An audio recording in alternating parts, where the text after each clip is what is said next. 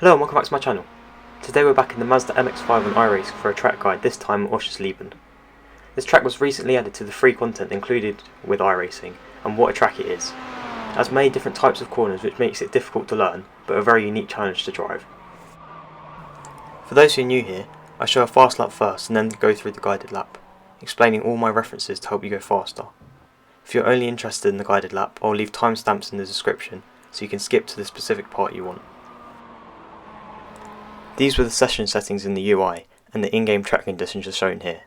Feel free to pause the video to see a specific setting. Let's get into it. But before we start, I'd really appreciate it if you all subscribe to my channel and like the video. Thank you!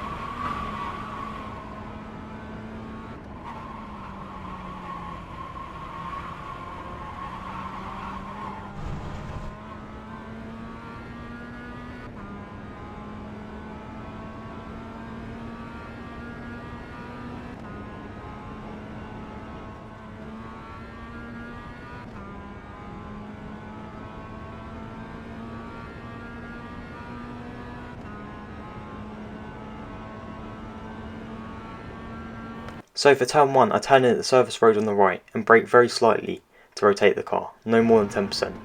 I keep the car in 4th gear and use all of the inside curb. I brake right when I get off it and use 2nd gear. I cut the inside curb here to brake in a straight line and trail brake to around the middle of the corner. I take a double apex here to get a good exit. My second apex is at the sausage curb on the inside, and you might want to come back on throttle gradually on the first few laps to avoid sliding as it ruins your exit.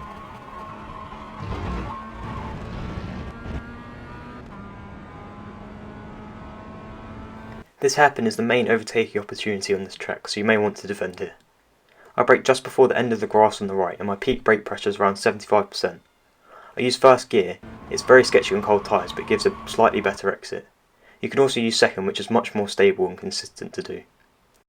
If you're using 1st, you have to release the brake very quickly when you shift to 1st to induce some understeer to avoid spinning, and you have to be much more careful when you come back on throttle. I begin to come back on throttle at the start of the inside curb and take a late apex to get a good exit onto this next straight. On the exit, if you touch the grass, you get a 1x. For this long left-hander, I turn in at the 3rd to last bollard on the right and keep the car in 3rd gear the entire way through the corner. I lift at the first apex and you control brake to get the car turned in, however it's not necessary. Here I just lift and regulate my throttle to get the car to turn in more. You can take all of this sausage curb, and then you want to bring the car back over to the left to prepare for the next corner. Here I brake just after the curb on the left, and my peak brake pressure is around 80%. I use 2nd gear and take a very slight double apex. I allow the car back out to the middle of the track and then apex a 2nd time at the end of the red and white curb. It understeers a lot on the exit when you have cold tyres, so be careful on the first few laps of the races and qualifying. On the exit you get an off track if you touch the grass, but you can use all of the S-driven curb here. Here I lift at the first curb on the right and cut a lot of the second, however don't cut too much as it can give you a slowdown. I keep a little bit of throttle on through here to keep the rear stable, and I brake at 30% for the right when I get off the curb. just to get the car rotated, and I stay in third gear. I get back on throttle at the sausage curb on the inside, and once again you get an off track if you go on the grass on the exit.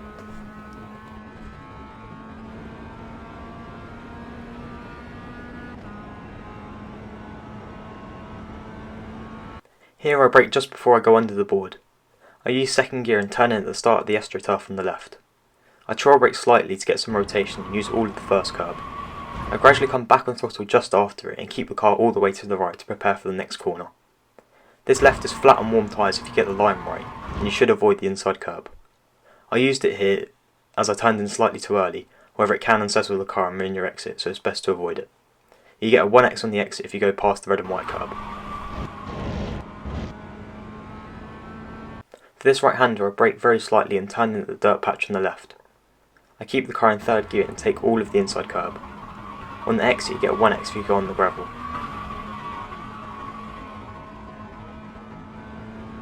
For the final corner I brake at the start of the green paint on the pit entry, and I use second gear.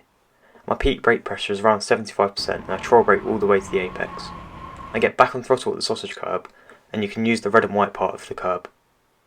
The track limits on the exit is the red and white curb. I ran slightly wide here as I go on throttle too early, so I have to use some of the gravel which ruins my exit onto the main straight.